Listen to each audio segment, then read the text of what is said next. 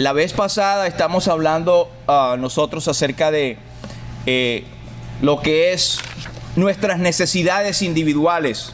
Y decíamos que a veces estamos sumidos en alguna circunstancia de nuestra vida que pensamos, ¿será que Dios no me escucha? ¿O será que Dios tiene cuidado de estos detalles de mi vida?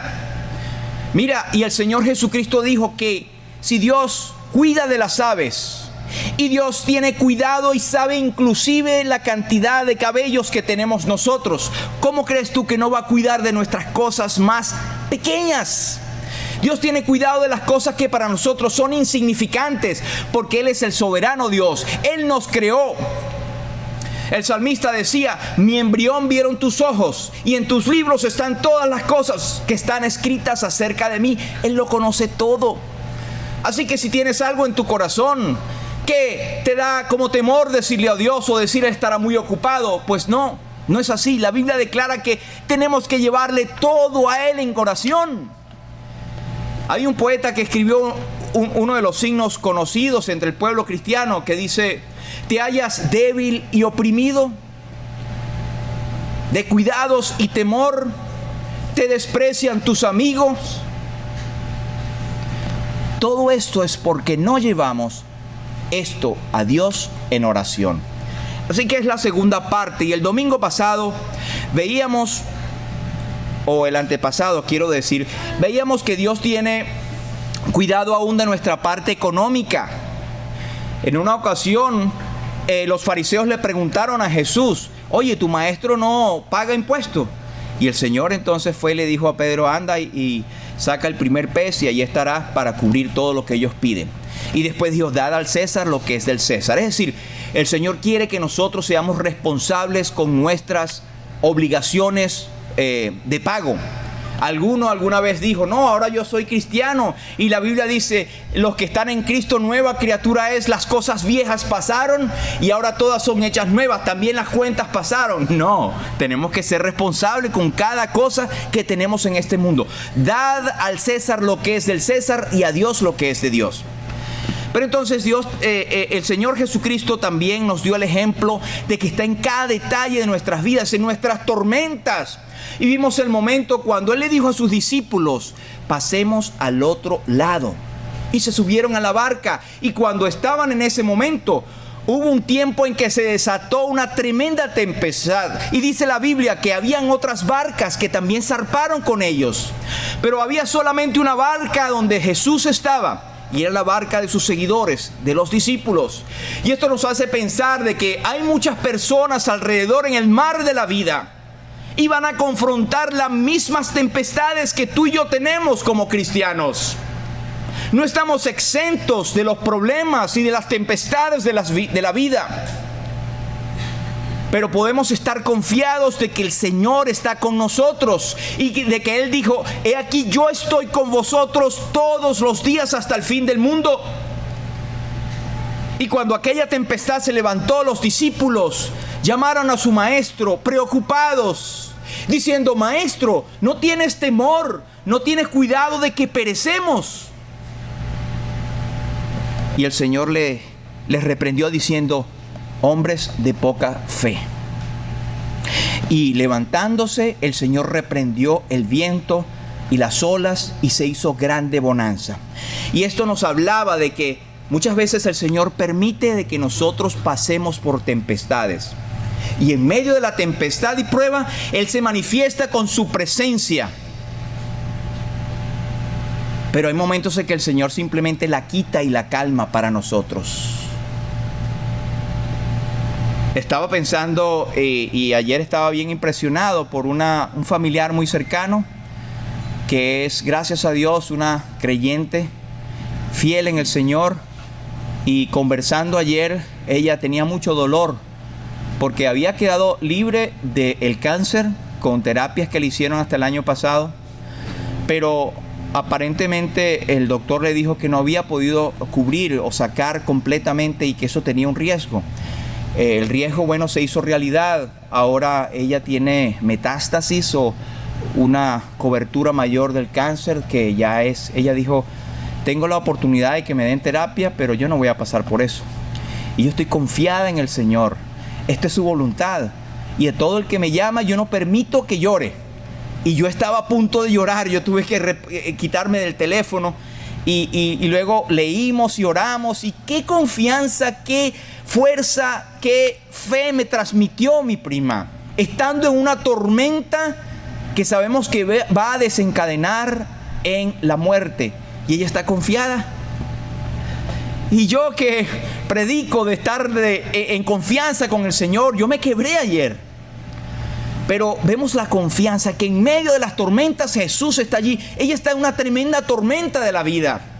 Pero en medio de esas tormentas ella tiene al Señor, a su capitán allí. Los discípulos se pararon y dijeron: Señor, pero ¿quién es este que hasta el mar y los vientos le obedecen?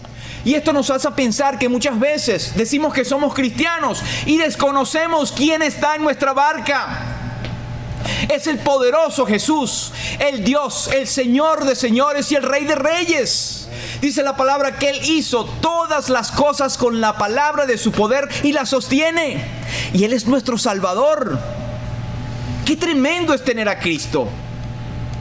Así que esa confianza viene en saber y conocer quién es Jesús, quién está en tu barca. Eso hablábamos la vez pasada.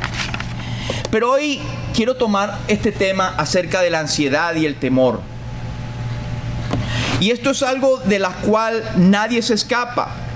Hay estadísticas que dicen, por ejemplo, la Universidad de Virginia, aquí en Estados Unidos, dice que hay cerca de 40 millones, es decir, un 18% de la población, que hoy en día de los americanos adultos entre 18 y 54 años que padecen cada año de algún trastorno de ansiedad, de tristeza. Y lo más grave es que esto no controlado lleva al suicidio. Y tenemos cifras alarmantes. El cristiano no escapa de esto porque hay muchos factores. Hablando con el doctor Eliseo hoy, que es precisamente, él es especialista en las áreas mentales. Él decía que la ansiedad y el temor tienen varias raíces.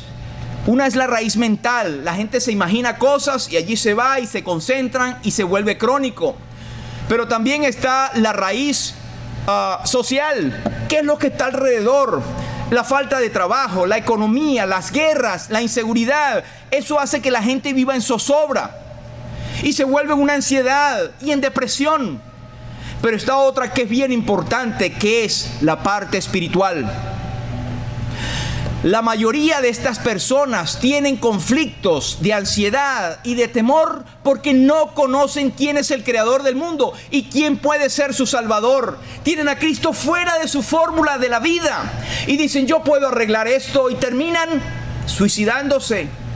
Terminan sin conocer la verdadera felicidad que hay en Cristo, que en momentos oscuros, en momentos de terribles tinieblas, pueden decir: Jesús, Jehová es mi luz y mi salvación, ¿de quién temeré? Jehová es la fortaleza de mi vida, ¿de quién he de atemorizarme? Yo no sé si tú estás en alguna situación que implique tristeza, depresión, angustia. Ojalá que no la tengas, pero si la tienes, es normal, ¿sabes? Hasta cierto punto la gente lo padece y en algún momento dado lo tenemos. Y no me malentienda, primero, yo no soy experto ni soy médico. Soy simplemente un siervo de Dios, predicando la palabra. Pero he agarrado algunos datos de los que sí saben. Pero quiero decirles algo, que el miedo es algo que Dios puso en el corazón del hombre, desde el punto de vista positivo. Si usted no tuviera el sentimiento del miedo, bueno, yo creo que no viviremos, porque el miedo es el que nos hace a nosotros reaccionar. Dios ha puesto ese sentimiento, ese mecanismo donde se liberan una serie de hormonas, una serie de situaciones internas del organismo, donde usted, si está de noche, si se le aparece un ladrón con un cuchillo y usted no tiene miedo, si quieres me mata, le da una puñalada y se muere. Pero usted enseguida tiene miedo. Dios puso en usted un mecanismo, y en mí, hasta en los seres como los animales, por ejemplo, tienen el miedo. Y el miedo hace que la respiración vaya más deprisa para poder llevar ya oxígeno a toda parte del cuerpo. El corazón empieza a palpitar para poder llevar sangre a los músculos y poder correr. Las pupilas se dilatan cuando usted tiene miedo para poder ver en la noche y ser más ágiles. Y si usted tiene sueño, se le va el sueño. Esos son mecanismos que Dios ha puesto. El asunto está cuando hay una índole espiritual donde usted tiene a Dios fuera de esa fórmula. El enemigo viene, y recuerde que el enemigo viene para hurtar, matar y destruir. Y él agarra lo que es bueno, lo que es sano y lo pervierte. Esa es la obra del enemigo. Todo lo que Dios ha creado es bueno. Pero Dios permite en su bondad que actúe Satanás para que usted y yo tengamos elección.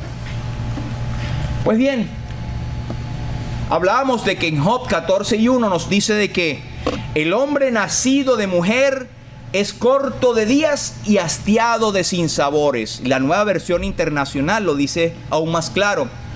Pocos son los días y muchos los problemas que vive el hombre nacido de mujer. Parece que para algunos la edad que tiene no le basta con la cantidad de problemas que tiene. ¿No han oído? El doctor nos contaba de gente que se le acercaba a su consultorio con tantos problemas que, bueno, vamos a empezar. ¿Dónde estás tú parado? Ah, bueno, es que mira, yo estaba en los caminos del Señor y esto. Momentico, vamos a arreglar eso primero. Vamos a entrar en esa parte espiritual, porque todo tiene una raíz espiritual. ¿Cómo estás tú en esta mañana?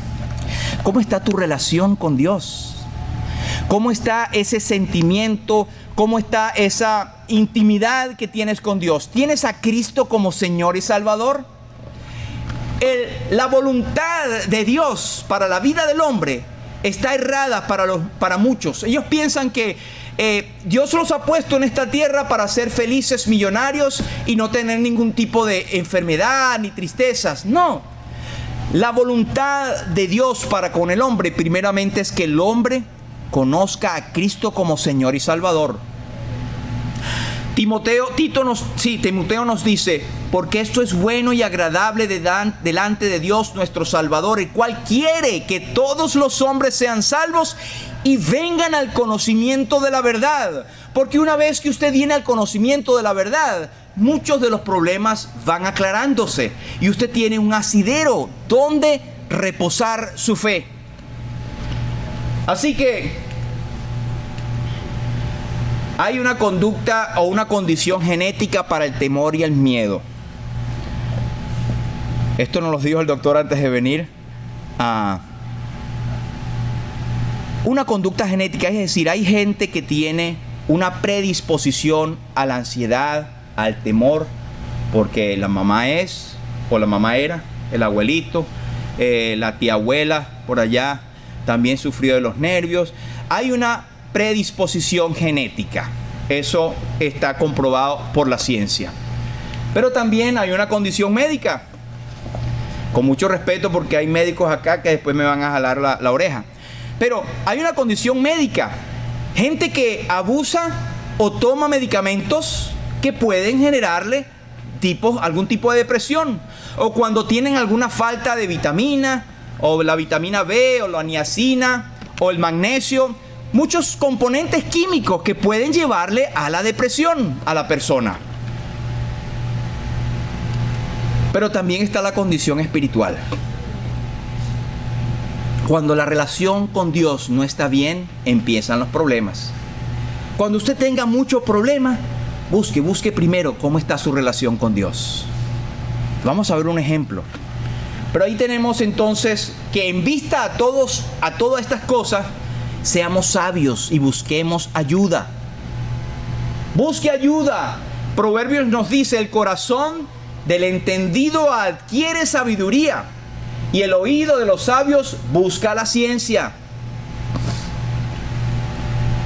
Veamos el salmista. Allí David había tenido una cantidad de victorias militares que amenazaban el reino del rey Saúl.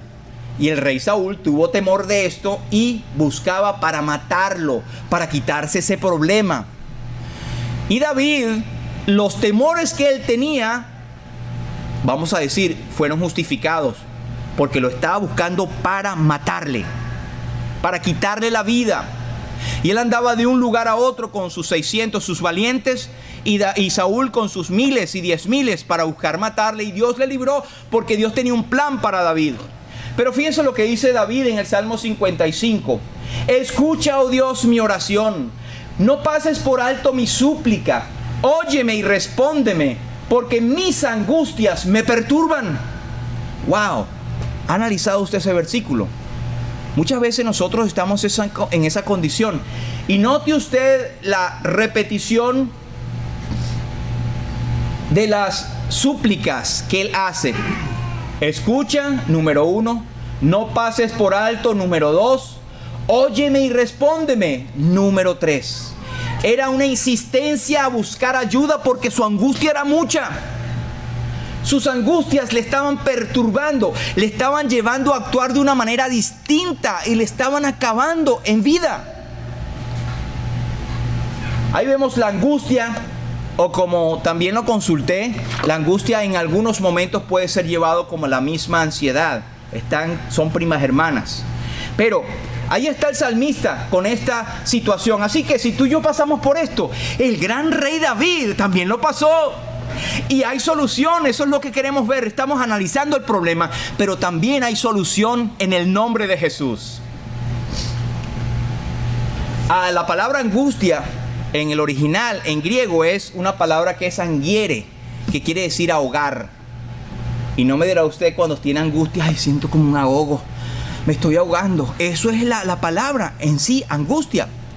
Y que no es casualidad que el Señor Jesucristo dice en Marcos 4:19 que los afanes de este siglo y el engaño de las riquezas y las codicias de otras cosas entran y ahogan la palabra y se hace infructuosa.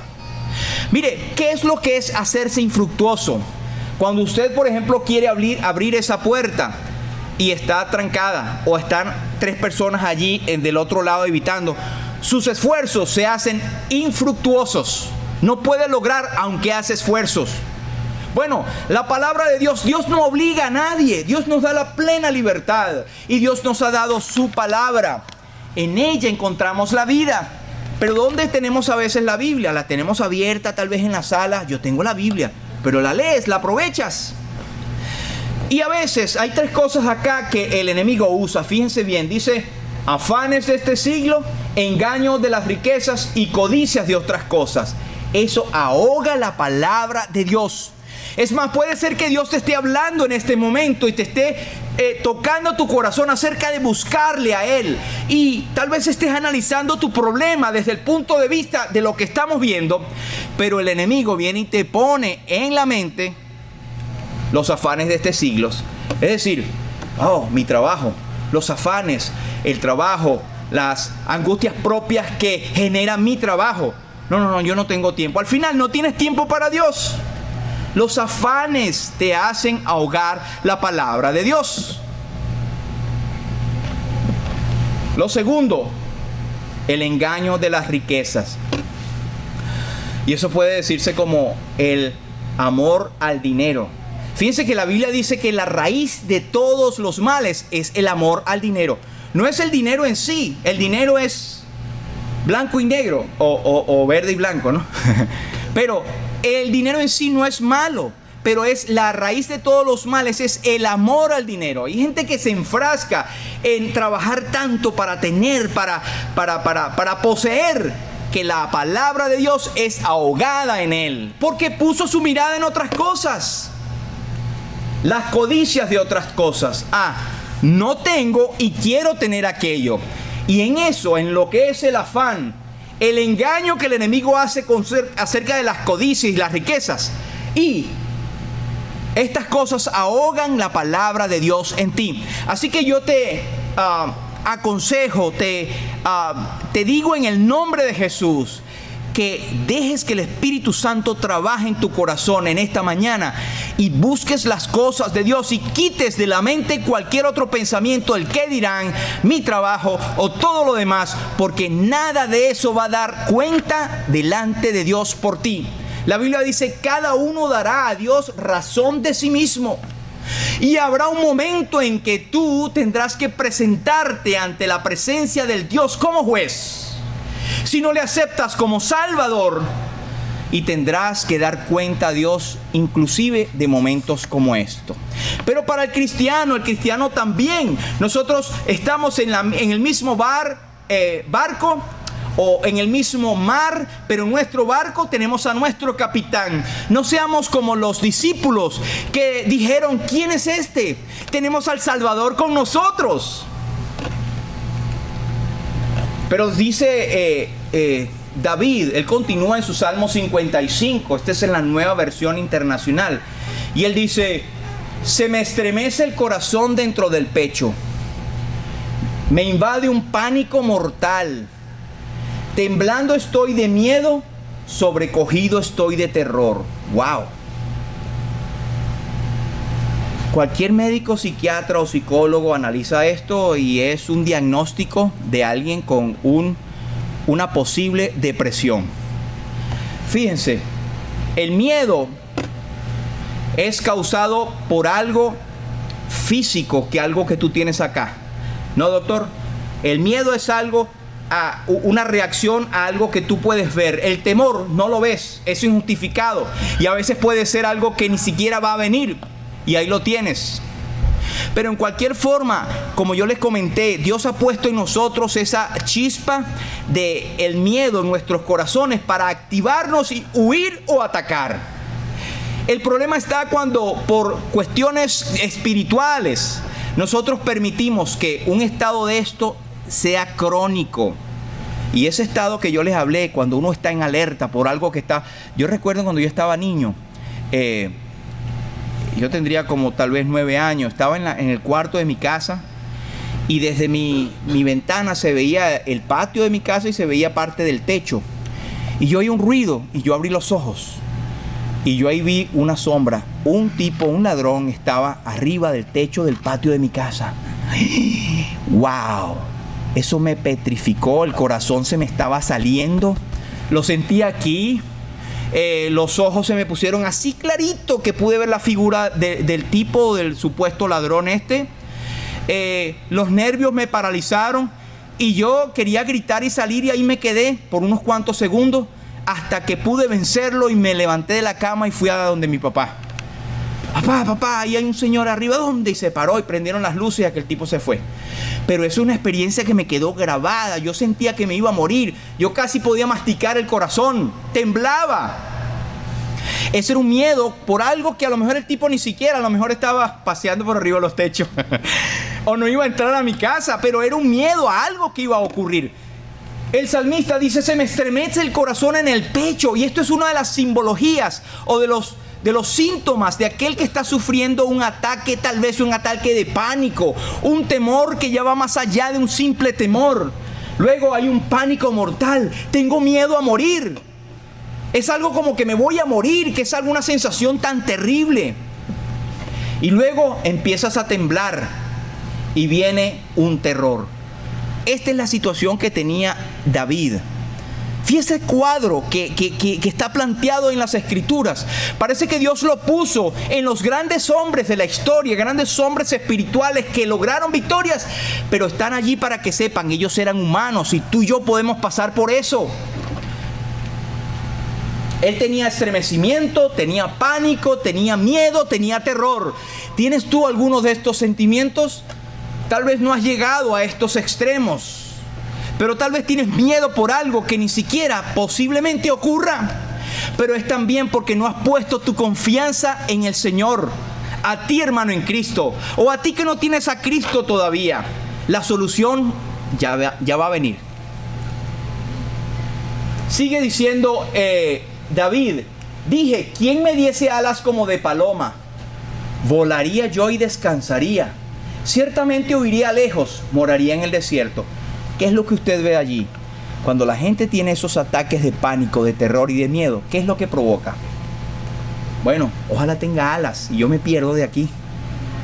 Quiero escapar, quiero volar, quiero descansar. Y usted ve cuando la gente empieza a dormir todo el día. Ese es uno de los síntomas de una depresión. Dormir para olvidar, para escaparme, para irme. Moraría en el desierto. Lo más peligroso es que esa gente, si no tiene ayuda, puede llegar o desembocar en un suicidio, que es la puerta falsa. Y hay ayuda, hay recursos, el Señor es poderoso y esta palabra viene para darnos ánimo y decir: yo estoy contigo, yo te ayudaré con la diestra de mi justicia. Yo soy el poderoso, el que hizo los cielos y la tierra. El Señor Jesús dice: yo soy el camino y la verdad y la vida, y nadie viene al Padre si no es por mí. Yo estoy con vosotros. Así que cuando tienes deseo de escapar, de descansar, depresión, soledad, el salmista pudo decir en ese mismo salmo, él dice: en cuanto a mí, a Dios clamaré y Jehová me salvará. Tarde y mañana y a mediodía oraré y clamaré, y Él oirá mi voz. ¡Qué tremenda solución!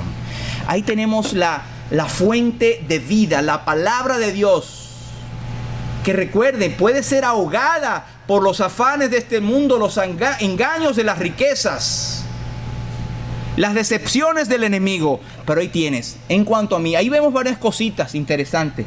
Primero, que es personal, en cuanto a mí. Mira, cuando la palabra de Dios nos habla a nosotros individualmente. No vayas a decir: no, esto es bueno para fulanito, o para Perencejo, o para la otra persona que yo conozco. No, para mí. En cuanto a mí, dice: a Dios clamaré. Clama a mí y yo te responderé. Ahí está la situación. El Señor no está lejos de cada uno de nosotros. El apóstol Juan dice que Él está al alcance de cada uno de nosotros. Yo estoy a la puerta y llamo, dice el Señor. Si alguno oye mi voz y abre la puerta, entraré a Él, cenaré con Él y Él conmigo. Pero dice: Jehová me salvará. Es decir, hay una salvación, hay un rescate que Dios puede hacer por ti. No importa la situación en que te encuentres, Él puede rescatarte. Pero hay una clave: clamar a Dios y hacerlo con persistencia. Tarde, mañana y mediodía oraré y clamaré. Porque todo el que llama se le abrirá. El que busca, halla. Y el que toca, se le abrirá. ¿Quieres ser tú uno de los que esté tocando en esta mañana? Decirle: Señor, aquí estoy con mis culpas o con mi problema. Señor, socórreme. Lo veo en tu palabra. Así que tienes un llamado personal. Esto va contigo y conmigo. Clamar por salvación, orar, y vas a tener una respuesta en el nombre de Jesús. Él redimirá en paz mi alma de la guerra contra mí, aunque contra mí haya muchos. Este es el mismo David que está hablando de estos versículos de angustia. Él dice: Él redimirá en paz. Y esta es una clave, y con esto estoy terminando. Redimir tiene la idea de comprar, de liberar a cambio de un pago. Y eso es lo que Dios está haciendo para poder nosotros tener esta paz y poder gozar de una tranquilidad en Dios. Tuvo que pagar o ser pagado un precio, y esto lo logró Cristo en la cruz del Calvario. Él hizo nuestra paz. Todo lo que tenemos nosotros es que alcanzarla y agarrarla, porque está al alcance de cada uno de nosotros. Paz ya comprada, no importa cuántas amenazas tenga a tu alrededor. El Señor Jesucristo dijo: no se angustien, confíen en Dios y confíen también en mí. La paz os dejo, mi paz os doy. Yo no os la doy como el mundo la da. No se turbe vuestro corazón ni tenga miedo. 4 cositas interesantes allí. Fíjense. Ay, no, 4 no. No se angustien. No como el mundo. No se turben. No tenga miedo. Eso lo está diciendo no solamente un hombre, lo está diciendo el hombre, Dios, Jesucristo. Fíjense cuál es la solución. Confíen en Dios, confíen en mí. Yo les doy la paz y le doy mi paz. Confiar en Dios es lo mismo que confiar en Jesucristo, o viceversa, porque Él es el mismo Dios hecho carne. El Espíritu Santo es Dios, que nos enseña, que nos muestra que estas verdades son correctas. El salmista termina diciendo: oh Jehová, tú me has examinado y conocido, tú has conocido mi sentarme y mi levantarme, has entendido desde lejos mis pensamientos, has escudriñado mi andar y mi reposo, y todos mis caminos te son conocidos. Dios conoce por dónde estás andando, tu sentarte y tu levantarte. No hay nada que se haya escapado o que se escapa de su conocimiento.